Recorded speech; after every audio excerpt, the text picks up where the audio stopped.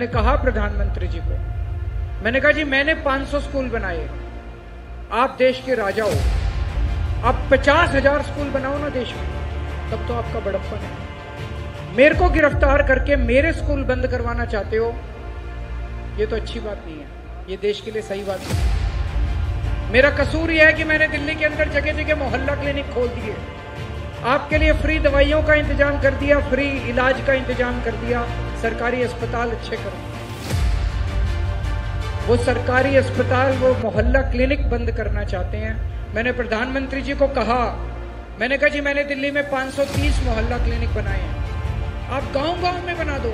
5 next 9 news में आपका स्वागत है। मैं हूं आपके साथ अबरार रहमान।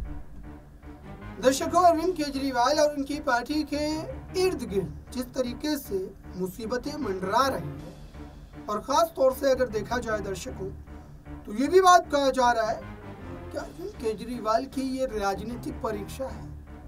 क्योंकि जब भी अगर आप राजनीतिक इतिहास को पढ़ेंगे और समझने की कोशिश करेंगे, तो हर उस नेता को लगातार परेशान किया गया है, हर उस नेता के खिलाफ तरह तरह की तरकीबें अपनाई गई है सत्ताधारी पार्टी के द्वारा, और वही चीज़ अरविंद केजरीवाल के खिलाफ हो रही है।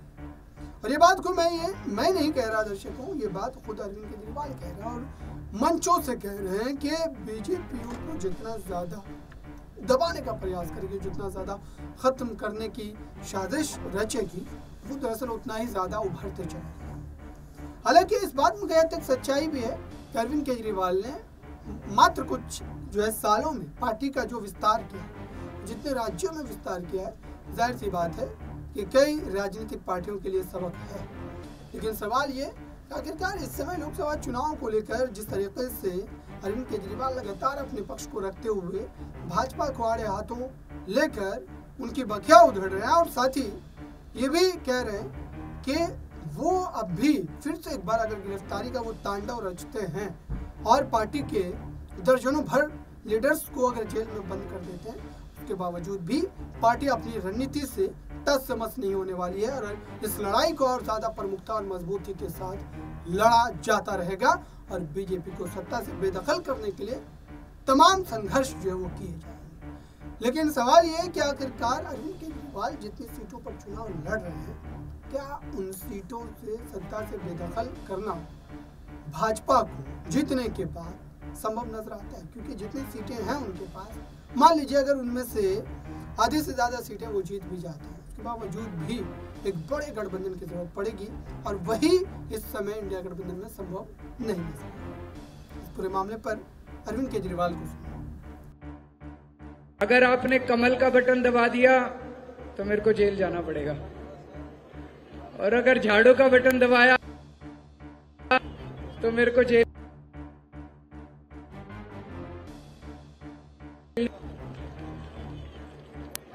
और दोस्तों देखो किस किस्म की गुंडागर्दी मचा रखी है इन्होंने। मेरे को गिरफ्तार कर लिया, मनीष सिसोदिया को गिरफ्तार कर लिया, सतेंद्र जैन को गिरफ्तार कर लिया, संजय सिंह को गिरफ्तार कर लिया, परसों मेरे पीए को गिरफ्तार कर लिया, अब कह रहे हैं आतिशी को भी गिरफ्तार करेंगे, सौरभ भारद्वाज को भी गिरफ्तार करेंगे। अरे प्रधानमंत्री बनाया था, थानेदार लेके आए थे। सवेरे से उठ के शाम तक मैं ममता बनर्जी को भी गिरफ्तार करूंगा, मैं हेमंत सोरेन को भी गिरफ्तार करूंगा, मैं स्टालिन को भी गिरफ्तार।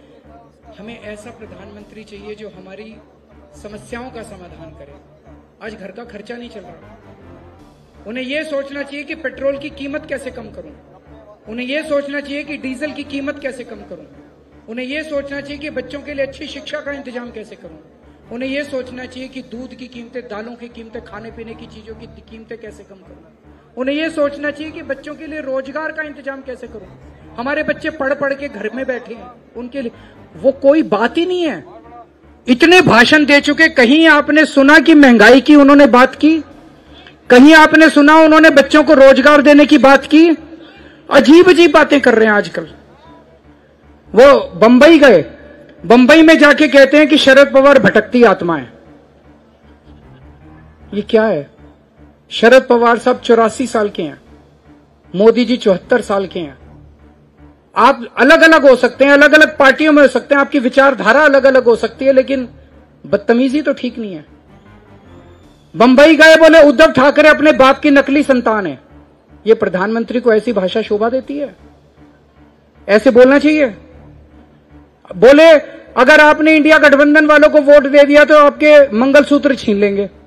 ये क्या, क्यों छीनेंगे भाई हम मंगलसूत्र? और आज उन्होंने भाषण दिया, ये इंडिया गठबंधन वालों को वोट दे दिया तो ये आपके घर की टूटी छीन के ले जाएंगे। ये क्या हो गया प्रधानमंत्री जी को? आपके घर का बिजली का कनेक्शन काट के भाग जाएंगे। तो आपने सुना दर्शकों, क्या वाकई इस समय दिल्ली की राजनीति में खास तौर से जो बड़ा मुद्दा इस समय लगातार चर्चा का विषय बना हुआ और एक के बाद एक मामले गहराते चले जा रहे हैं, खास तौर से अरविंद केजरीवाल की पार्टी और पार्टी के लीडर्स को लेकर के जो हवाएं, जो अफवाहें फैलती है और उसको लेकर के लगातार मीडिया घरानों में जो दिन रात चर्चा हो रही है, दरअसल इस वजह से ये बात होता है कि पार्टी को वोट के तौर पर नुकसान जो है झेलना पड़ सकता है। लेकिन वहीं दूसरी तरफ अरविंद केजरीवाल ने भी इस मौके को गंवाया नहीं, बल्कि इस मौके को भुनाया है। और भुनाया इस तरीके से है कि उन्होंने इसको लेकर के साफ तौर पर जनवरी के महीने से ही पूरी तरीके से तैयारी कर ली थी। लगातार वो ये बात कह रहे थे, लगातार वो ये बयान दे रहे थे, दावे कर रहे थे कि पार्टी के खिलाफ जिस तरीके से तमाम तरीके के षड्यंत्र जो है रचे जा रहे हैं, क्या इनके बावजूद भी वो पार्टी को जीवित रख पाएंगे? पार्टी पूरी तरीके से दिल्ली की राजनीति में अपने विस्तार को क्या लगातार जारी रख पाएगी? दर्शकों, ये भी एक बड़ा प्रश्न था और उसको लेकर के लगातार अब भी ये चर्चाएं आम हैं कि 2024 के इस लोकसभा चुनाव में आम आदमी पार्टी क्या इस पूरे मामले का राजनीतिक लाभ उठा पाएगी या इससे उन्हें बड़ा राजनीतिक हानि जो है उसका सामना करना पड़ सकता है। फिलहाल अगर देखा जाए तो अरविंद केजरीवाल अलग अलग सीटों पर जाकर के रोड शोज कर रहे हैं, रैलियां कर रहे हैं, जनता को अपनी तरफ जो है खींचने की कोशिश कर रहे हैं, कई मुद्दों को गिनवा रहे हैं, जो योजनाएं उन्होंने पहले लागू की थी उसको लेकर के अपनी पीठ थपथपा रहे हैं। लेकिन राजनीति का स्रोत कहीं ना कहीं बदला है और जाहिर सी बात है कि अरविंद केजरीवाल को भी अब नए मुद्दों के साथ मैदान में उतरने की जरूरत है। पूरे मामले पर अरविंद केजरीवाल को एक बार और मैंने कहा प्रधानमंत्री जी को, मैंने कहा जी मैंने 500 स्कूल बनाए, आप देश के राजा हो, आप 50,000 स्कूल बनाओ ना देश में, तब तो आपका बड़प्पन है। मेरे को गिरफ्तार करके मेरे स्कूल बंद करवाना चाहते हो, ये तो अच्छी बात नहीं है, ये देश के लिए सही बात नहीं है। मेरा कसूर यह है कि मैंने दिल्ली के अंदर जगह जगह मोहल्ला क्लिनिक खोल दिए, आपके लिए फ्री दवाइयों का इंतजाम कर दिया, फ्री इलाज का इंतजाम कर दिया, सरकारी अस्पताल अच्छे कर दिए। वो सरकारी अस्पताल, वो मोहल्ला क्लिनिक बंद करना चाहते हैं। मैंने प्रधानमंत्री जी को कहा, मैंने कहा जी मैंने दिल्ली में 530 मोहल्ला क्लिनिक बनाए हैं, आप गांव गांव में बना दो, 5 लाख मोहल्ला क्लिनिक बनाओ पूरे देश के अंदर, सारों का इलाज फ्री कर दो, तब तो आपका बड़प्पन है। और विडंबना देखो, दिल्ली के लोगों के लिए मैंने फ्री दवाइयों का इंतजाम करा, लेकिन जब मैं तिहाड़ गया मेरी दवाइयां इन्होंने बंद कर दी। 15 दिन तक, मैं शुगर का मरीज हूं 20 साल से, और 10 साल से मैं इंसुलिन के इंजेक्शन लेता हूं, 52 यूनिट इंसुलिन रोज लेता हूं, 4 बार दिन में 4 बार मेरे पेट में इंजेक्शन लगते हैं।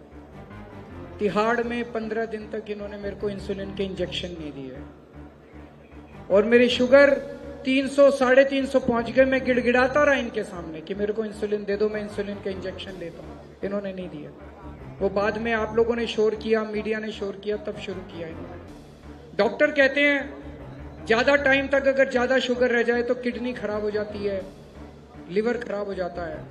मुझे नहीं पता इनकी क्या मंशा थी, क्या करना चाह रहे थे। मेरा कसूर यह है कि मैंने आपकी बिजली फ्री कर दी, ये फ्री बिजली बंद करना चाहते हैं। मेरा कसूर यह है कि मैंने आपकी 24 घंटे बिजली कर दी।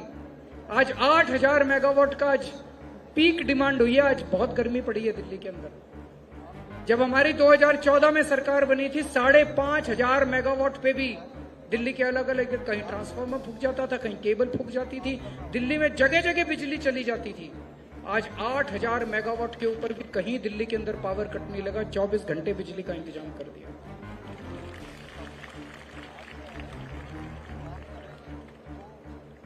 अब मुझे अंदर पता चला कि महिलाएं मेरा बड़ा इंतजार कर रही थी। वो कह रही थी केजरीवाल चला गया, हमारे 1,000 रुपए का क्या होगा। मैं आ गया, अब शुरू कराऊंगा आप लोगों के हजार हजार रुपए। और परसों आपने पता नहीं देखा कि नहीं देखा, वो प्रधानमंत्री जी का आज तक पे इंटरव्यू आ रहा था आज ये केजरीवाल दिल्ली में महिलाओं को बस का सफर फ्री देता है। उन्होंने कहा फ्री बस का सफर नहीं होना चाहिए। आपसे पूछना चाहता हूं, होना चाहिए कि नहीं होना चाहिए? तो जनता चाहती है होना चाहिए। उनके मुख्यमंत्री ने पैसे बचा के उनका फ्री बस सफर कर दिया, तो प्रधानमंत्री जी को क्या तकलीफ है? पूरे देश की महिलाओं का बस का सफर फ्री कर दो ना, रेल का सफर भी फ्री कर दो महिलाओं के लिए, तब बड़प्पन है। केजरीवाल का बस का सफर, फ्री बस का सफर बंद करना चाहते हो? चिंता मत करना, होने नहीं दूंगा मैं, दिल्ली बस का सफर जारी रहेगा। अब कह रहे हैं 2 जून को केजरीवाल को फिर जेल जाना पड़ेगा। मैं जेल जाऊंगा कि नहीं जाऊंगा ये आपके ऊपर निर्भर करेगा।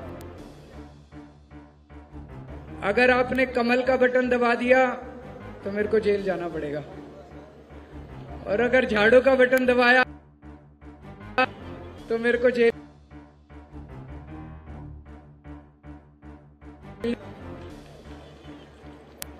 और दोस्तों देखो किस किस्म की गुंडागर्दी मचा रखी है इन्होंने। मेरे को गिरफ्तार कर लिया, मनीष सिसोदिया को गिरफ्तार कर लिया, सतेंद्र जैन को गिरफ्तार कर लिया, संजय सिंह को गिरफ्तार कर लिया, परसों मेरे पीए को गिरफ्तार कर लिया, अब कह रहे हैं आतिशी को भी गिरफ्तार करेंगे, सौरभ भारद्वाज को भी गिरफ्तार करेंगे। अरे प्रधानमंत्री बनाया था, थानेदार लेके आए थे। सवेरे से उठ के शाम तक मैं ममता बनर्जी को भी गिरफ्तार करूंगा, मैं हेमंत सोरेन को भी गिरफ्तार करूंगा, मैं स्टेलिन को भी गिरफ्तार। हमें ऐसा प्रधानमंत्री चाहिए जो हमारी समस्याओं का समाधान करे। आज घर का खर्चा नहीं चल रहा, उन्हें यह सोचना चाहिए कि पेट्रोल की कीमत कैसे कम करूं, उन्हें यह सोचना चाहिए कि डीजल की कीमत कैसे कम करूं, उन्हें यह सोचना चाहिए कि बच्चों के लिए अच्छी शिक्षा का इंतजाम कैसे करूं, उन्हें यह सोचना चाहिए कि दूध की कीमतें, दालों की कीमतें, खाने पीने की चीजों की कीमतें कैसे कम करूं, उन्हें यह सोचना चाहिए कि बच्चों के लिए रोजगार का इंतजाम कैसे करूं। हमारे बच्चे पढ़ पढ़ के घर में बैठे हैं, उनके लिए वो कोई बात ही नहीं है। इतने भाषण दे चुके, कहीं आपने सुना कि महंगाई की उन्होंने बात की? कहीं आपने सुना उन्होंने बच्चों को रोजगार देने की बात की? अजीब अजीब बातें कर रहे हैं आजकल। वो बंबई गए, बंबई में जाके कहते हैं कि शरद पवार भटकती आत्मा है। ये क्या है? शरद पवार साहब 84 साल के हैं, मोदी जी 74 साल के हैं। आप अलग अलग हो सकते हैं, अलग अलग पार्टियों में हो सकते हैं, आपकी विचारधारा अलग अलग हो सकती है, लेकिन बदतमीजी तो ठीक नहीं है। बंबई गए, बोले उद्धव ठाकरे अपने बाप की नकली संतान है। ये प्रधानमंत्री को ऐसी भाषा शोभा देती है? ऐसे बोलना चाहिए? बोले अगर आपने इंडिया गठबंधन वालों को वोट दे दिया तो आपके मंगलसूत्र छीन लेंगे। तो आपने सुना दर्शकों, क्या वाकई ये तमाम मुद्दे ऐसे हैं जिसको लेकर अरविंद केजरीवाल को राजनीतिक सफलता इस बार मिल पाएगी, और खास तौर से शराब आबकारी नीति मामले को लेकर की स्थिति क्या स्पष्ट हो पाएगी। फिलहाल इस रिपोर्ट में जुड़े रहे नेशनल न्यूज के साथ।